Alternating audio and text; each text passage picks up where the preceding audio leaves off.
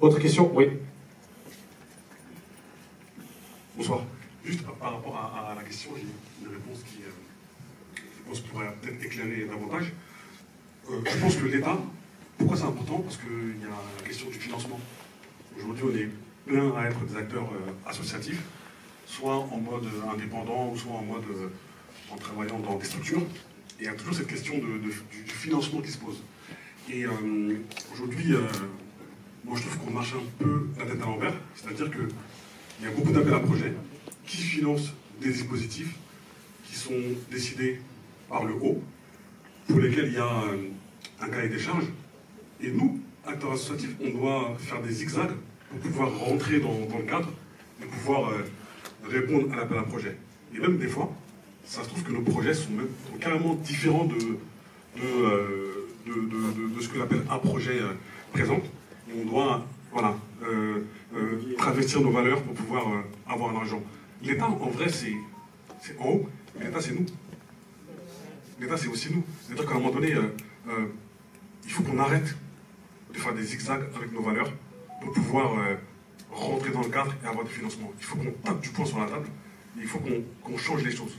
Ça fait 20 ans que je fais l'associatif et c'est une des raisons pour lesquelles j'ai jamais eu 0 € de subvention. Je refuse de travestir mes valeurs pour pouvoir avoir de l'argent. Après, c'est un choix que je fais. Je ne dis pas que c'est ce qu'il faut faire, mais c'est à un moment donné pour interpeller aussi les politiques, pour dire qu'il y a des choses qui viennent du bas qui sont très intéressantes et qu'on pourrait financer de manière différente. Voilà. Est-ce que... Attends, 2 secondes, très important. Est-ce que tu peux dire ton rôle, parce que tu as dit que tu utilisais 0 subvention. Est-ce que tu peux dire ton rôle rapidement? C'est quelle association avec laquelle tu travailles? Principalement, c'est par rapport à 2 associations. Une qu'on a ouverte depuis qu'on a 18 ans, j'en ai 43, qui est à Pierrefitte, dans 93. On a ouvert une association qui s'appelle AGEP. Et dès le plus jeune âge, un peu comme partout, hein, on voulait faire des choses. Et il y a des portes qui se fermaient parce qu'on ne pouvait pas accéder forcément au gymnase, etc., etc. Et donc on a commencé à mettre en place des actions sportives, culturelles et également, d'ailleurs je tiens à féliciter l'association Ethnicité pour tout le travail qui est fait. Donc on a commencé à mettre en place des projets aussi internationaux. Et en parallèle de cela, il y a 14 ans, on a monté l'association Road Trip, TREEP, parce qu'on traverse chaque année la France, l'Espagne, le Maroc, la Mauritanie et le Mali. Et on plante des arbres dans des villages tout au long de la route. Et pareil, là on a décidé de le faire sans subvention. Et ce qui est bizarre, c'est que là on a été approché par l'ex-gouvernement Hollande, par Total, par Orange, pour nous financer. Mais bon, moi j'ai pas envie de redorer l'image d'Orange, de Total en faisant ces actions, quoi. Et donc, voilà, à un moment donné, après, il faut aussi être réaliste. Hein. On ne dit pas qu'on va changer le monde, mais on va changer notre monde. On peut changer notre monde à un niveau local, à un niveau peut-être international, mais avec des micro-actions. Et les choses avancent. Aujourd'hui, 14 ans après, on a planté plusieurs centaines de milliers d'arbres, on a créé des coopératives, on a permis à des populations de créer des emplois et de générer des revenus avec ce que donnent les arbres. Et ça reste peut-être des petites actions, mais en même temps, on essaie de casser aussi cette image de nous, occidentaux, qui allons sauver le monde, qui allons apporter de l'argent pour... Enfin, bref, c'est un peu ça.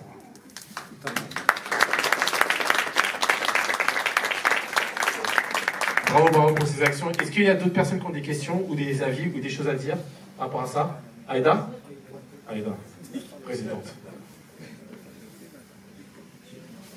Bonsoir. La question qui a été posée là au niveau du sport et de la culture, je pense que c'est 2 éléments qui devraient être très importants aujourd'hui dans la vie de tous, mais surtout pour les plus jeunes. Sadia l'a dit aujourd'hui, bon voilà, il a 43 ans. Je ne vais pas donner les âges de tout le monde ici dans la pièce, mais il y a quand même 2 générations. Il y a les plus jeunes qui ont performé tout à l'heure sur scène, et puis il y a les autres. Et aujourd'hui, en fait, c'est comprendre comment le monde il évolue. Il y a des systèmes et des schémas de pensée qui ne sont plus acceptables ni viables pour la mise en place de certains projets et la mise en place d'actions de solidarité internationale. Aujourd'hui, il y a un terrible décalage entre ce qui se passe dans la réalité, je ne parle pas des cités, ni des quartiers, ni autres, mais ce qui se passe dans la réalité, dans l'exécution des projets, et dans la construction du projet. Aujourd'hui, l'État, comme dit Sadia, c'est des cases. Voilà, il faut rentrer dans telle case, soit être bleu, orange, jaune, pour pouvoir avoir tel projet, telle subvention, telle salle, tel espace, voilà. Même quand on est un artiste, on nous demande de nous codifier. On nous demande de pouvoir faire de l'administratif, comme disait la compagnie Antoinette Gomis, de faire de l'administratif, de recherche et de la production. Alors qu'ils sont juste artistes, on ne leur demande pas de faire tout ça, on leur demande d'être artistes. Quand on est chargé de projet, on est censé récolter des fonds, on est censé organiser des événements, faire de la communication, et ainsi de suite. Sauf qu'aujourd'hui, on a des jeunes qui sont multitâches. On a des jeunes qui ont une facilité que nous n'avons pas eue. Ils sont nés avec le digital. Ils sont nés avec des éléments, des outils qu'ils maîtrisent beaucoup plus que nous. Aujourd'hui, qu'est-ce qui fait que cette force-là va permettre de pouvoir soutenir et soulever les projets? Aujourd'hui, tout ça, ça marche en ligne. Ça marche par les réseaux sociaux. Pas que, mais énormément. Et comme le dit Sadia, si on fait pour nous-mêmes, par nous-mêmes, on n'a pas de barrière. On n'a plus de contraintes. Et effectivement, ça devient une responsabilité civile. Pourquoi? Parce qu'aujourd'hui, quand on considère que le bien-être de l'autre va permettre au bien-être de soi, on se rend compte qu'au final, c'est la responsabilité individuelle de tous. L'exemple que vous avez vu là tout à l'heure, dans les chantiers, et notre réalisateur qui est ici, JB, il peut en témoigner. Pendant plus de 10 ans, on a travaillé avec Ville-Vie Vacances, donc c'est des subventions pareil, administratives avec le ministère des Affaires étrangères, qui nous bloquaient. Il fallait avoir des jeunes de moins de 25 ans, il fallait avoir ci, il fallait construire ça. On a refusé des subventions à plus de 20 000 euros. On a refusé pareil des approches de Total, de l'AFD, l'Agence française de développement, et ainsi de suite. Mais c'est pas pour autant que les projets n'ont pas pu avoir lieu. Et là, aujourd'hui, on est en train de faire une levée de fonds de plus de 50 000 euros pour un projet qui va toucher plus de 4 000 enfants. Mais est-ce que ça en vaut le coup? Est-ce que ça en vaut la peine? Ça, c'est seulement vous, individuellement, qui vous posez la question. Est-ce que ça en vaut la peine? Quand vous regardez ces jeunes danser, comme le disait François, est-ce qu'on doit leur faire confiance? Est-ce que ça en vaut la peine? On n'a plus besoin de l'État pour se poser ce type de questions. C'est juste, pour moi, c'est une responsabilité individuelle, mais qu'il faut prendre véritablement au sérieux. Parce qu'aujourd'hui, c'est nous qui allons faire la construction de la jeunesse de demain.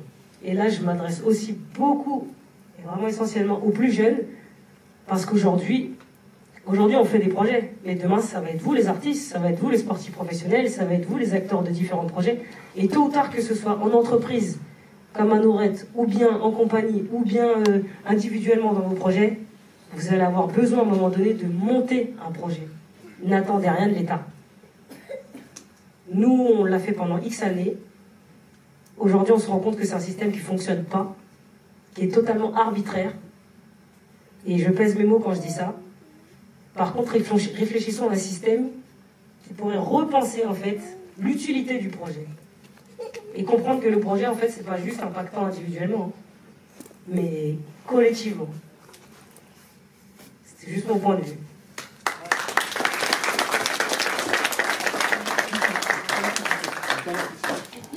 Une précision, comme dit Aïda, après je m'arrête là, on n'est pas anti-État, c'est pas du tout le cas. On ne dit pas que l'État n'est pas utile, on ne dit pas qu'il ne faut pas demander à l'État, mais on dit qu'il faut qu'à un moment donné, on réinterroge l'État sur ses manières de donner des financements. Voilà, c'est juste ça. C'est important de le dire parce que, bien évidemment, que l'État est utile.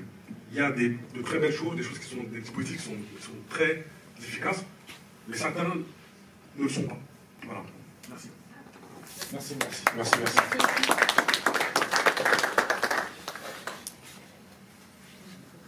Bonsoir. Du coup, moi j'ai une question pour Sadia et Aïda, parce que vous avez parlé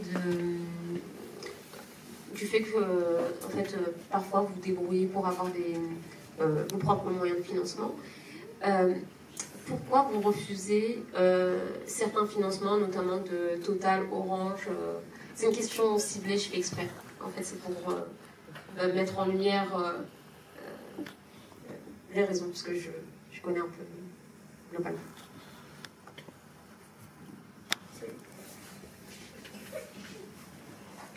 Pour ce qui est de l'association Ethnicité, c'est simple. Bon, Jimmy l'a dit en rigolant tout à l'heure, c'est la seule personne qui met des coups de pression au président. Alors non, l'idée c'est pas de mettre des coups de pression au président, mais c'est d'être ferme en tout cas dans les valeurs et de ne pas travestir en tout cas véritablement nos acquis, mais aussi Et ça, c'est important, l'éthique. Total a beau me verser 50 000 euros ou 50 millions d'euros, pour moi c'est la même somme. Ils continuent de déverser du pétrole dans les nappes phréatiques, ils continuent de tuer des poissons, de déforester, et ainsi de suite. Donc c'est bien beau de ruiner la planète d'un côté et de verser 50 millions pour se dédouaner et nous aider à construire 5 à 6 écoles. Ça n'a aucun sens. Voilà. Donc tout simplement. Alors, avant de clôturer, est-ce qu'il y a des... Là, je m'adresse vraiment... Est-ce qu'il y a des jeunes qui veulent dire quelque chose?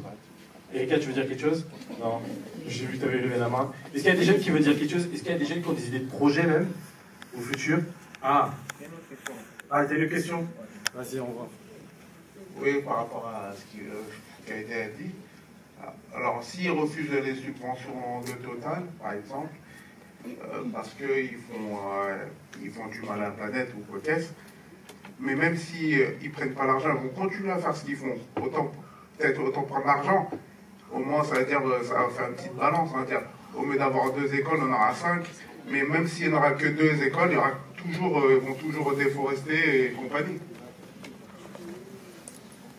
En fait, tu parles du fait d'être pragmatique et en fait de se dire, ils vont continuer à le faire, autant prendre l'argent et faire ce qu'on a envie de faire, ou quoi, mais après... Réponse. J'ai une réponse toute simple. Hein. En fait, nous, en tout cas, on a fait ce choix de, entre guillemets, être propre.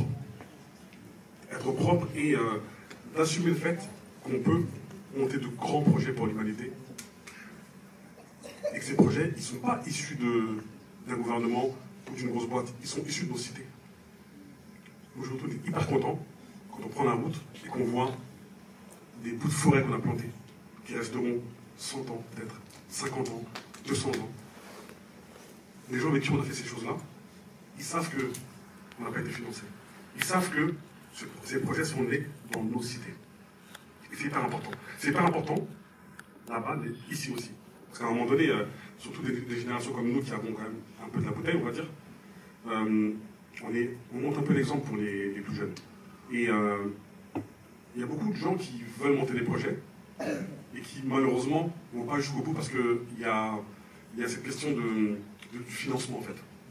Et des fois, en tout cas nous, ce qui nous concerne, il y a des fois où il y a des projets qui ne nécessitent pas forcément beaucoup de financement, qui nécessitent de l'endurance. Nous on plante des arbres chaque année, et quand on plante dans un endroit, on y retourne chaque année. Donc là on a peut-être une 60aine de villages dans le monde, parce que c'est pas qu'en Afrique, c'est aussi maintenant en Amérique du Sud et Asie, où chaque année on envoie du monde. Et même si on doit aller planter 5 arbres chaque année, on est engagé à le faire comme ça. Ça c'est une chose. Et deuxième chose, enfin voilà, à un moment donné aussi, il faut se dire les choses de manière claire. Hein. C'est clair qu'effectivement, on pourrait prendre l'argent et faire en fermant les yeux. Mais on a aussi le droit de se dire qu'on a des valeurs, qu'on les défend et qu'on va jusqu'au bout de ce qu'on a défini à la base en fait. Nous on a décidé de ne pas prendre cet argent-là et on ne le prendra pas. Tout à l'heure elle a insufflé une notion qui s'appelle le greenwashing. Nous on refuse le greenwashing. On le refuse. On refuse que des boîtes ou des organismes utilisent notre image pour se racheter une image. Voilà, simplement. J'ai pas envie de faire l'avocat du diable parce que j'aime pas ce terme, je vais faire l'avocat du pauvre. En fait, est-ce que c'est pas une histoire d'ego aussi?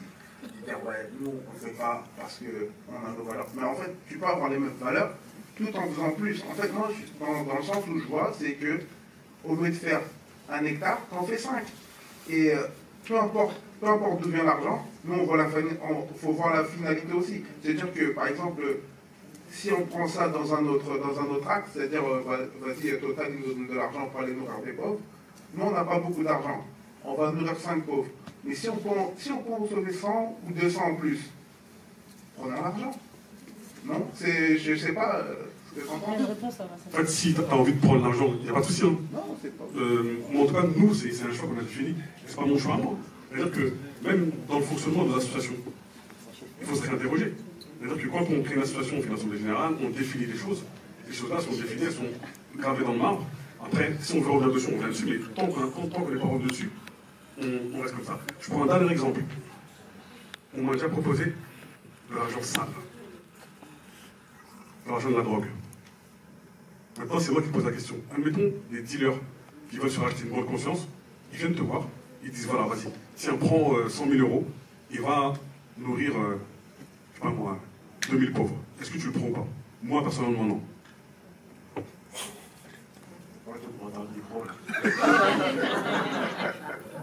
Je te le retire, avant que... Ouais. Exactement. Alors attends, il y avait un mot là-bas. Oh là là, c'est rapide. Non mais tu veux prendre ton temps. Oui, bonsoir. En fait, je voulais répondre à ce que tu disais. Juste un petit mot par rapport au fait que la fin ne justifie pas en fait toujours les moyens, dans le sens où des groupes comme Total et autres, une fois qu'ils ont injecté de l'argent, je travaille dans une grosse entreprise du CAC 40, je ne vais pas la nommer, mais clairement, quand ils mettent de l'argent, ils ont la même mise après sur tout ce que vous faites.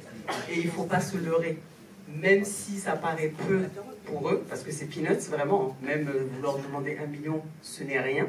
Il n'empêche qu'après, tout ce que vous faites est fliqué, de A à Z.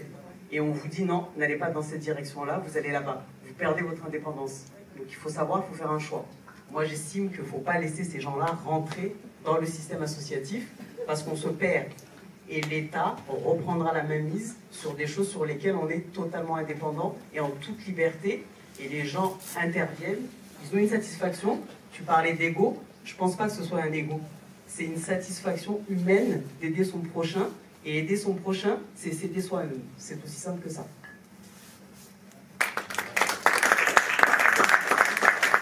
Alors. Si je peux rajouter un petit truc rapide, c'est aussi pour faire une distinction entre le financement de l'État et le financement privé. Total, Orange, tout ça, toutes ces genres d'entreprises, en général, c'est du financement privé. Et eux, clairement, quand ils vous filent de l'argent, ils vont vouloir voir toutes les lignes comptables. Où est-ce que moi, mon euro, il est parti où? Parce qu'ils doivent tout gérer, les pages, etc. Après, quand ça vient de l'État, il faut savoir que si l'État, ils ont plein de sortes de subventions, et en fait, ça peut être siloté aussi au sein même de votre projet. Pour vous prendre un exemple, par exemple, nous, à un moment donné, on devait financer un événement de basket.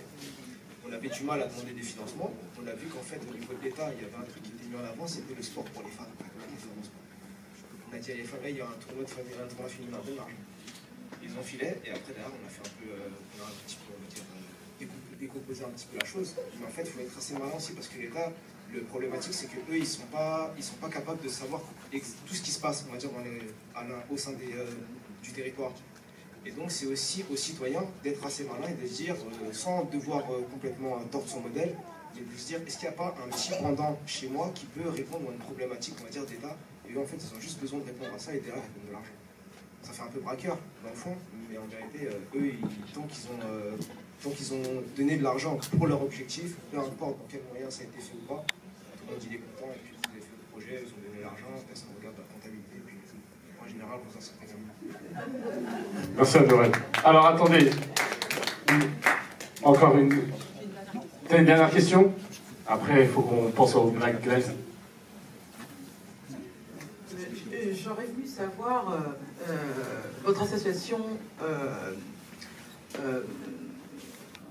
est un peu partout dans le monde, c'est ce que vous disiez, vous plantez un peu partout dans le monde, mais qu'est-ce que vous faites ici pour nos jeunes, parce qu'on en a plein et je pense que vous aimeriez qu'eux-mêmes développent des choses, mais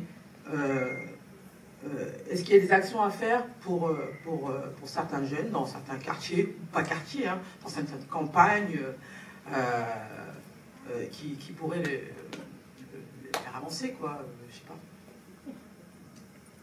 Juste, tu demandes à Édicité ou à GEP ou en général? En général. En général, en fait, tu veux savoir les actions. Leur concept, Ouais. En fait. Savoir s'ils font des choses ici. Ok, en fait, tu veux savoir s'il y a des actions en fait locales en fait pour les jeunes en fait, pour les gens d'ici. Quelqu'un veut répondre? Ouais. Je prends l'exemple de Rotrip, parce que Rotrip, c'est une association avec laquelle on fait des actions dans le monde. Et avec les jeunes d'ici, on part avec les acteurs, les principaux acteurs, c'est pas forcément que des adultes, c'est beaucoup de jeunes. Après, pour ici, comme je vous disais avant, donc on a différentes associations, plus au niveau local, dans Seine-Saint-Denis, et particulièrement ici, moi je suis le directeur de centre, donc c'est un centre culturel dans lequel il y a plein d'actions culturelles de manière générale, mais aussi des actions d'insertion, Je pense que ce qui est hyper important, avant tout pour les jeunes, c'est le bien-être. Et le bien-être passe par la situation scolaire, la situation aussi au niveau de l'information, au niveau du travail. Donc on fait ce travail ici. Et voilà, surtout on essaye, ici on est à Paris, mais c'est une configuration comme la banlieue. C'est 15 tours, c'est une concentration de personnes qui sont dans des situations un peu défavorisées. Et l'idée c'est aussi de voir comment on peut sortir de son quartier. Comment on peut, parce que dans le quartier on acquiert beaucoup de choses, on acquiert beaucoup de valeurs, et ces valeurs-là elles sont utiles aussi pour le monde. Et donc on pousse les gens aussi à monter leurs projets, à collaborer avec d'autres personnes qui ont des projets comme eux, et à se faire d'eux-mêmes en fait, à se faire d'eux-mêmes sans comment dirais-je, rejeter tout ce qu'ils ont acquis comme valeur et comme savoir-faire dans leur quartier. Ethnicité, vous faites quelque chose aussi ici, localement? Nous, ici, on fait beaucoup d'actions de développement personnel. L'objectif, c'est de travailler sur la confiance en soi et de permettre à chaque jeune d'évoluer sur son propre projet individualisé. Donc, on travaille beaucoup avec le franco-allemand, avec l'OFAGE, l'Office franco-allemand de la jeunesse. On travaille beaucoup aussi donc, avec les pays d'Afrique. Et l'objectif ici, en tout cas dans les différents quartiers, on est basé à Ris-Orangis, donc pas très loin de Norette, pas très loin d'Evry. Donc on a Ris-Orangis, Grigny, et l'objectif c'est vraiment de proposer en fait des ouvertures professionnelles, mais pas que. Voilà, on a vu les tout petits tout à l'heure qui étaient sur scène, c'est notre public cible. On a beaucoup de maîtresses des 2 ans, 3 ans. Et on commence vraiment dès les tout petits pour travailler sur la confiance en soi et après les accompagner jusqu'à ce qu'ils aient trouvé leur voie. Donc c'est un peu ce qu'on fait de manière générale depuis maintenant, depuis presque 20 ans. Voilà. Merci à vous, j'aimerais remercier les intervenants, Anne-Lorraine, Antoinette, François. On peut applaudir aussi tous les gens qui ont posé des questions. Merci beaucoup, merci, on va essayer de Benjamin, mais ça vient par très d'autres. T'as posé une bonne question. Une sécurité pour moi.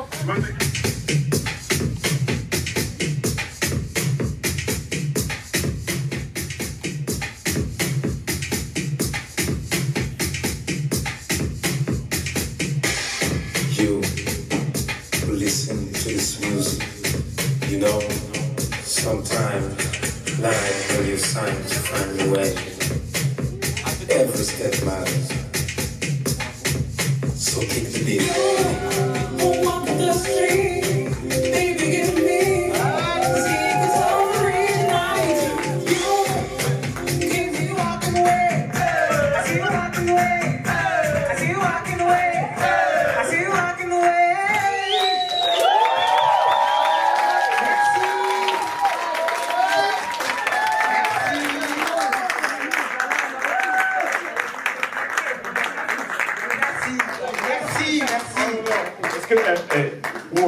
Où on peut avoir ce son? Est-ce qu'on peut l'avoir? C'est pas tout le monde qui a ce son. Ah, tu sais, c'est un secret. Est-ce que je peux l'avoir? Comment je fais pour l'avoir? Oui, tu m'envoies un message. Non. Comment je fais le stream? Comment je fais le stream? C'est pas encore mis dans tous ces dispositifs, là, mais bientôt. C'est l'exclusivité. Voilà, il y a d'autres sons qui arrivent. Oh là là. C'est pour les danseurs surtout. Oh non, pour tout le monde, je crois que tout le monde va danser. Tout le monde. Merci, merci, merci à vous public. Merci à cette Florian. Merci à Électricité. Merci à vous public. Merci à la technique. Merci Pierre Francois. Merci à moi-même. Bonne soirée à tout le monde. Et on se revoit bientôt. Hey, hey, hey.